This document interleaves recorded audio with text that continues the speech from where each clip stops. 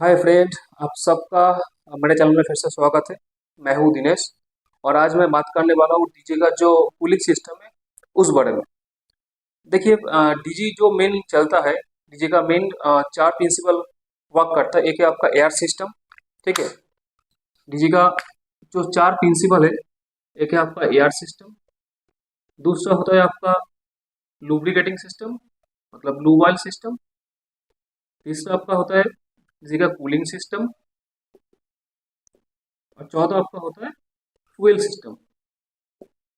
ये चार सिस्टम से डीजी रन करता है और ये चारों सिस्टम का इम्पोर्टेंस काफ़ी है, क्योंकि एक भी कोई सिस्टम फेल होगा तो डीजी काम नहीं करेगा।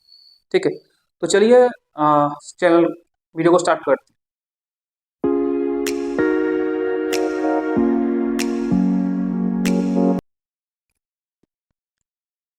तो फ्रेंड, कूलिंग जो डीजी का जो कूलिंग सिस्टम होता है वो क्या करता है, जब डीजी चलता है तो डीजी का अंदर जितना भी हीट होता है, ठीक है, तो जितना भी हीट होता है तो वो हीट को एब्जॉर्ब करके वो डीजी को कूल रखना इस सिस्टम का मेन काम है। अच्छा, आप लोगों को मालूम कि डीजी जो हम लोग अभी इतना कुछ पढ़ रहे हैं डीजी के बारे में, तो डीजी पहले किसने इन्वेंट किया था? और डीजी अभी जो जितने भी मार्केट में भी चल रहा है डीजी, सबसे अभी ज़्यादा चल रहा है कमिंस का। तो कमिंस का डीजी, जो कमिंस नाम आया वो कैसे आया? अगर आपको जानना है तो मेरे चैनल में ऑलरेडी एक वीडियो बना हुआ है। अगर आपको इंटरेस्ट है तो आप उस वीडियो को देख सकते हो। ठीक है, चलिए शुरू करते हैं। देखिए, जो डीजी है बेसिकली उसमें जो हीट जनरेट होता है वो हीट को एब्जॉर्ब करने के लिए, हीट को कम करने के लिए यूज होता है कूलिंग सिस्टम। कूलिंग में हम लोग क्या यूज करते हैं? कूलिंग में हम लोग यूज करते हैं कूलेंट। कूलेंट हम लोग यूज करते हैं। तो पहले क्या होता था, कूलेंट अलग से लाने के बाद फिर उसमें पानी एक रेशियो में मिक्स करके फिर डीजी का जो रेडिएटर है उसमें हम लोग डालते थे। लेकिन अब जो कूलेंट आता है, आपका रेडिली कूलेंट मिलता है, उसको बोलते हैं प्री मिक्स्ड कूलेंट। उसको क्या बोलते हैं? Pre mixed coolant. एक कूलेंट आपका रेडीमेड आता है, रेडीमेड मतलब एक कूलेंट आपका ऑलरेडी मिक्स्ड होके आता है, इसका अंदर कंपोनेंट सिर्फ वो आपको अनपैक करना है और आपको डीजी में डालना है। ठीक है, तो कूलिंग सिस्टम के लिए आपका होता है यूज रेडिएटर। देखिए, कुछ कुछ सिस्टम में, मान लीजिए एक रेडिएटर है, ठीक है, कुछ कुछ सिस्टम में होता है यूज रेडिएटर, कुछ कुछ में होता है आपका प्री हीट एक्सचेंजर। सॉरी, आपका हीट एक्सचेंजर मतलब पीएचई होता है। ठीक है, रेडिएटर क्या करता है, रेडिएटर को कूल करने के लिए, मान लीजिए इसमें अगर कूलेंट सर्कुलेट हो रहा है, जैसे डीजी डीजी का जो टेम्परेचर है वो तो कूलेंट पे आ जाएगा, तो वो कूलेंट को भी तो फिर कूल करना है। तो फिर से वो घूम के जब डीजी में जाएगा फिर वो डीजी से हीट लेके बाहर आएगा। तो वो कूलेंट को जो कूल करना है वो उसके लिए कहीं पर यूज होता है रेडिएटर। रेडिएटर और कहीं पर आपका एज ए,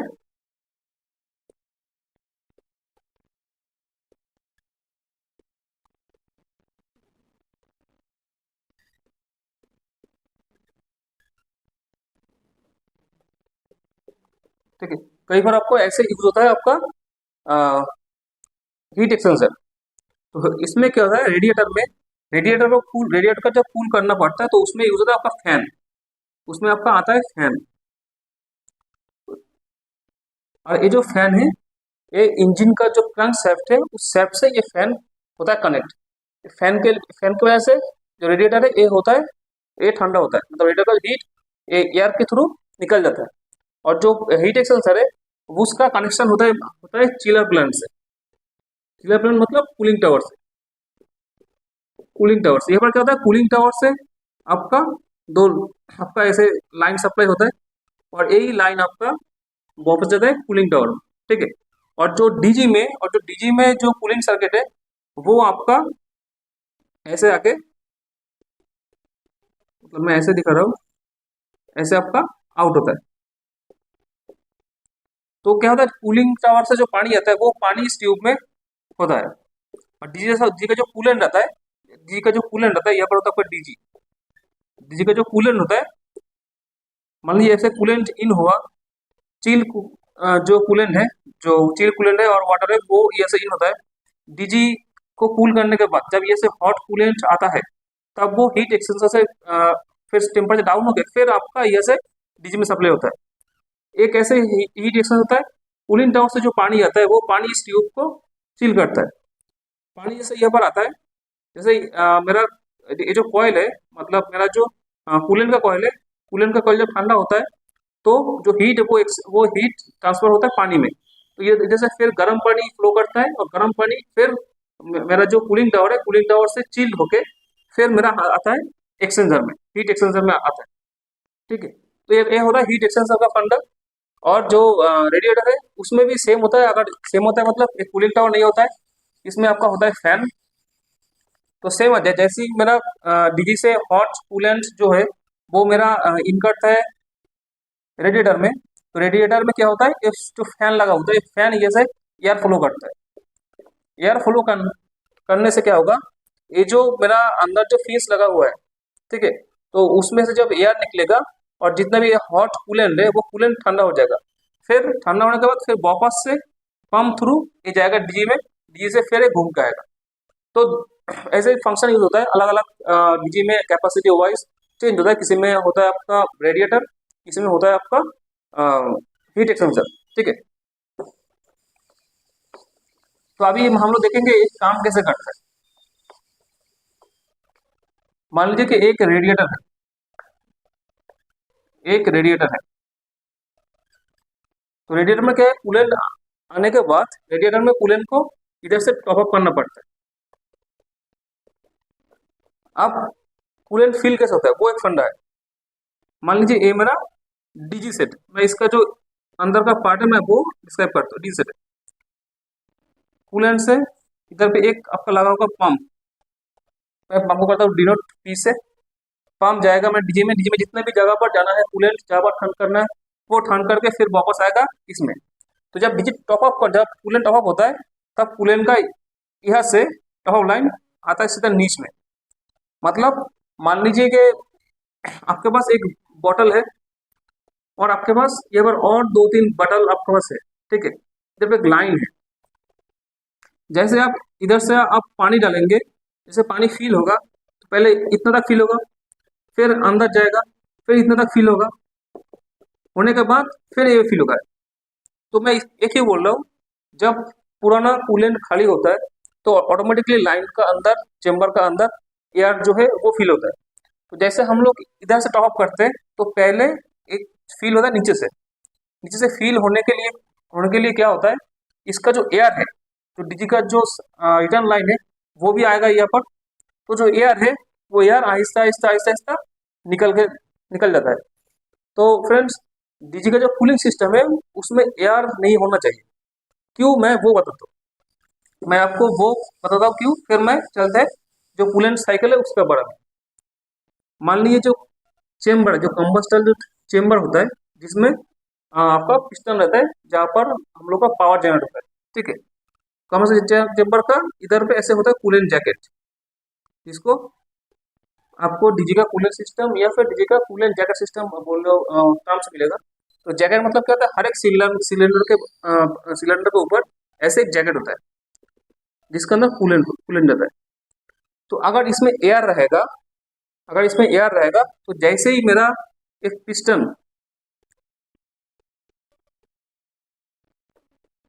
रहेगा मेरा यहाँ पर,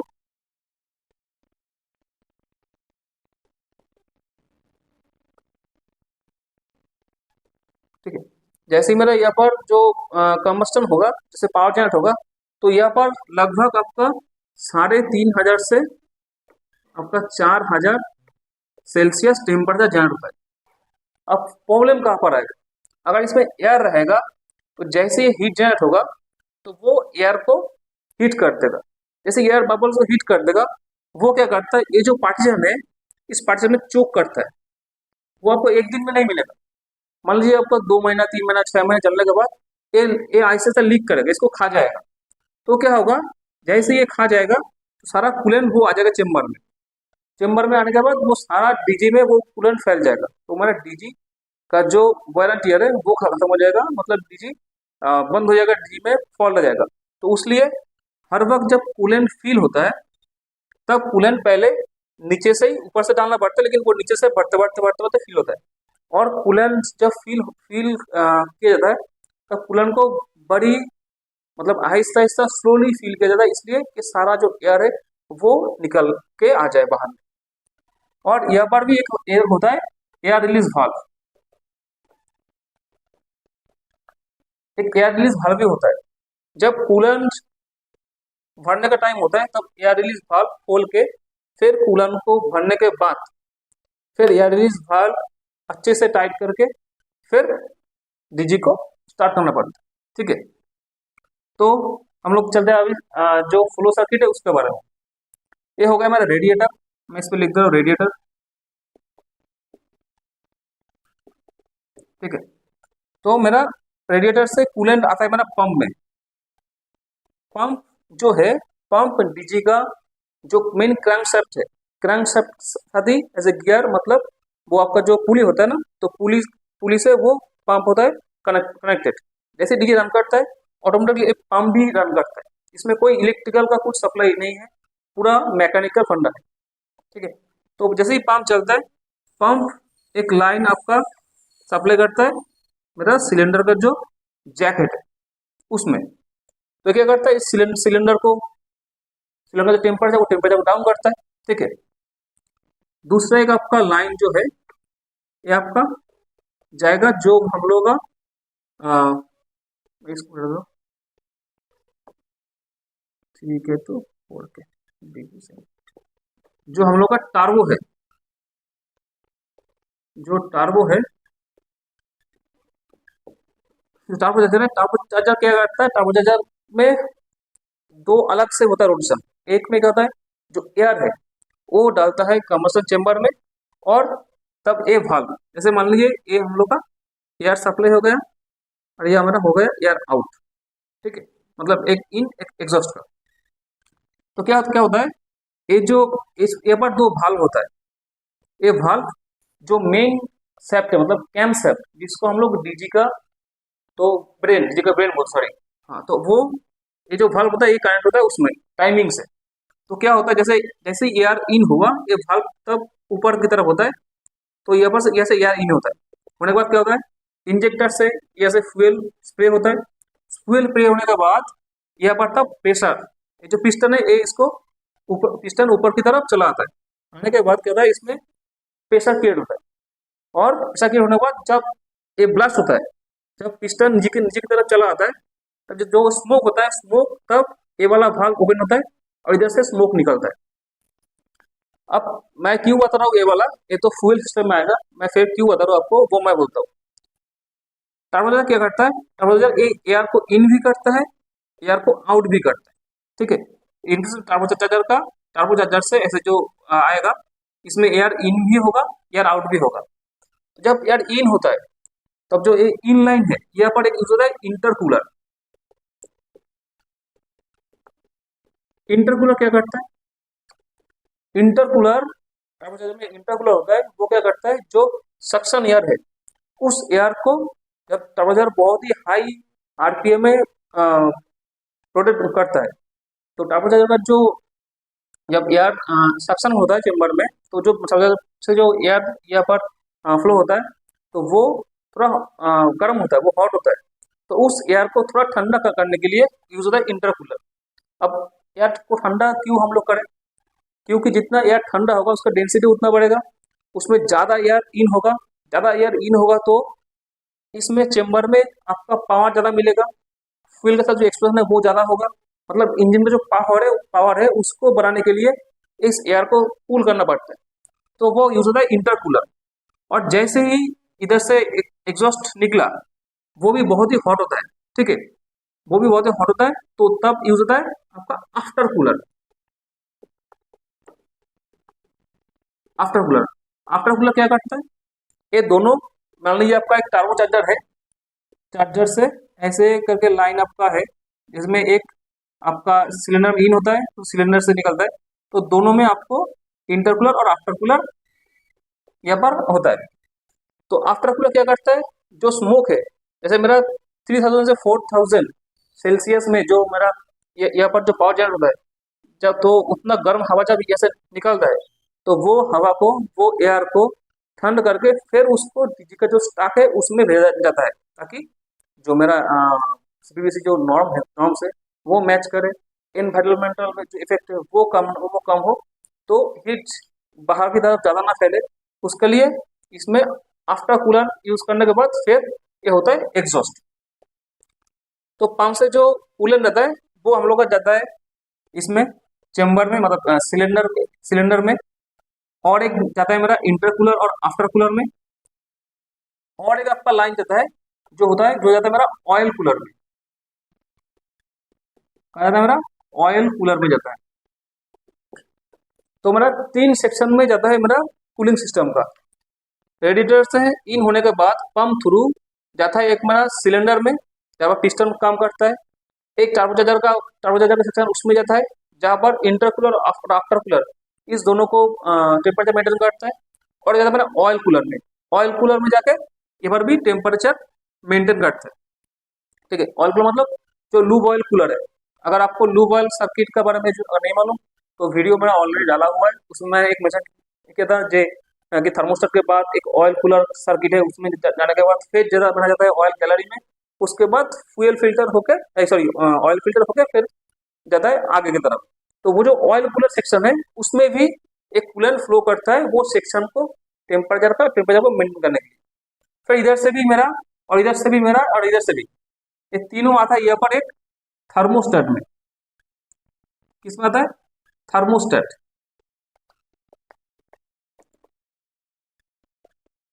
और आता है, अब थर्मोस्टेट काम क्या करता है?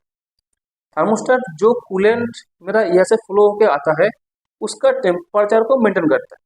अगर टेम्परेचर 70 to 80 या फिर 85 इसके अंदर हो, तब ये सेम टू वे टाइप का काम करता है। तब एक बाईपास लाइन सीधा यहाँ पर चला जाए पंप के यहाँ पर।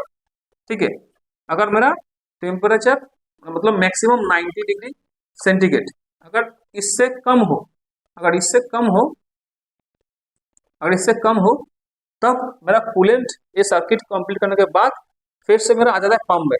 पंप इसको फिर से सर्कुलेट करता है। मान लीजिए मेरा बहुत ही लोड कम में चल रहा है या फिर मेरा नो लोड में टेस्टिंग चल रहा है, तो उस केस में मेरा जो कूलेंट है उसका टेम्परेचर उतना हाई नहीं होता है, तब ये सीधा इधर से फ्लो करता है। अगर टेम्परेचर उससे ज़्यादा हो तब जो थर्मोस्टेट है वो सीधा लाइन को रेडिएटर में कनेक्ट करता है। तब वो रेडिएटर की तरफ कूलेंट को भेजता है। तब कूलेंट रेडिएटर से ठंडा होने के बाद फिर से आ जाता है मेरा पंप में।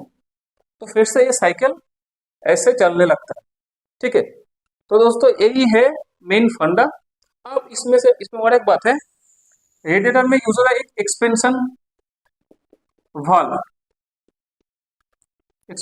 वाल्व बोलिए आप, या फिर एक एक्सपेंशन चेम्बर या टैंक।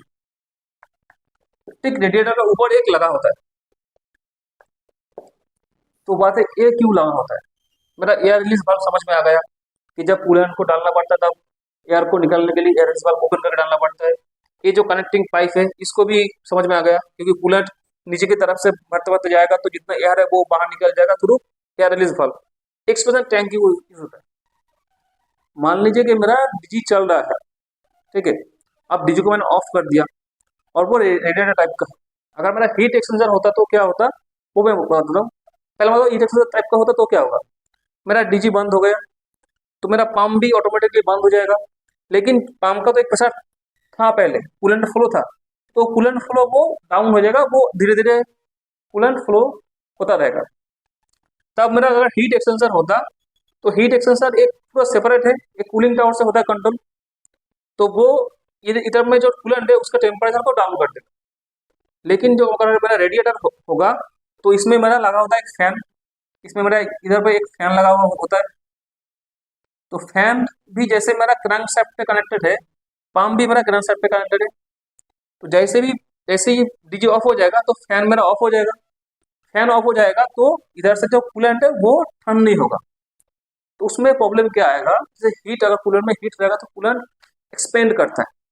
तो एक्सपेंड करने के लिए अगर मेरा ये एक्सपेंशन टैंक, एक्सपेंशन वाल्व नहीं रहेगा तो जो लाइन है वो लाइन चोक होने का बहुत ही चांसेस है। ठीक है, वो ओवरफ्लो हो जाएगा। तो उसका लिए एक्सपेंशन टैंक होता है। उस सिचुएशन में क्या होता है, कूलेंट एक्सपेंड भी करे तो इसका अंदर तक आता है, मैक्सिमम लिमिट तक ये आ जाता है। फिर आहिस्ता आहिस्ता ठंडा होकर फिर नीचे से नीचे आ जाता है। तो उसके लिए यूज होता है ये एक्सपेंशन टैंक। ठीक है, तो मैं ये तो पूरा मेरा ये हो गया। अगर मैं आपको सिंपल एक सर्किट बता दूं आपका समझने के लिए, तो आपका हो गया रेडिएटर, उसके बाद हो गया पंप, ये आपका हो गया चेम्बर। पंप से आपका जो सर्किट जाएगा ये जाएगा चेम्बर की जो कूलिंग जैकेट सिस्टम है उसमें जाएगा। फिर इधर पे आपका आएगा टर्बो, टर्बो जगह आएगा। इसका जो इन आउट लाइन है, इस लाइन को मतलब इंटरकूलर और आउटकूलर वो जाएगा। और जाएगा जो ऑयल कूलर है, जो ऑयल कूलर है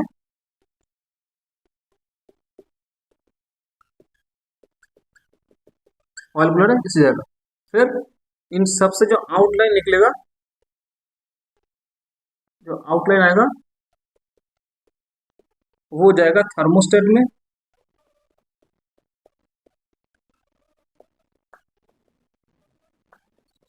और थर्मोस्टेट से अगर कूलिंग कम हुआ तो आएगा इधर, सॉरी अगर हीट कम हुआ तो आएगा पंप में, वरना ये जाएगा फिर से आपका रेडिएटर में।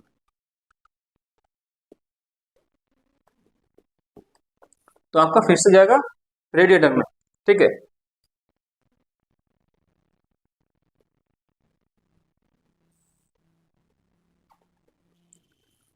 तो फ्रेंड्स यही है कूलेंट सप्लाई डी सिस्टम का। कूलेंट सप्लाई एक बहुत ही खास है। डीजे का हीट अगर कंट्रोल करना है, डीजे की एफिशिएंसी बढ़ाना है, तो कूलेंट सर्किट मेंटेन करना बहुत ही अच्छा चीज़ है, मतलब करना पड़ेगा। और कूलेंट में जो यूज होता है वो होता है प्रीमिक्स कूलेंट अभी यूज होता है। हर एक जो ओईएम है उनका अलग अलग रिकमेंडेशन होता है, तो हम लोग जो ओईएम मतलब ओरिजिनल मैन्युफैक्चरर उनका जो रिकमेंडेड ब्रांड है वही यूज़ करना सबसे अच्छा है। तो आप वो यूज़ कीजिए। ठीक है, और रेडिएटर का भी जो आपका बीच जो कूलेंट का भी आपका जो बीचे होता है तब कूलेंट रिप्लेस कर देना बहुत अच्छा है। वरना आपका जो ऐसे जो नॉर्मल आपका जो रूल्स है वो आपका 2000 आवर्स या फिर 2 आवर्स में कूलेंट पूरा चेंज करना आपको सही है। पर फिर भी जो एज पर ओईएम रिकमेंडेंट्स जो आपका बीचे होता है उसका पहले कूलेंट चेंज कर देना वो सही है। ठीक है, तो आज का वीडियो मेरा इतना तक था कूलेंट सप्लाई के बारे में, कूलिंग सिस्टम के बारे में। अगर इसमें कुछ भी आपको और पूछना है तो आप कमेंट कीजिए। और भी वीडियो मेरा डीजे के ऊपर वो भी है, आप मेरा प्ले लिस्ट में वो वीडियो देख सकते हो। तो अगर वीडियो अच्छा लगे तो प्लीज़ सब्सक्राइब कर दीजिए चैनल को और वीडियो को शेयर कीजिए और साथ पे बने रहिए। Thank you.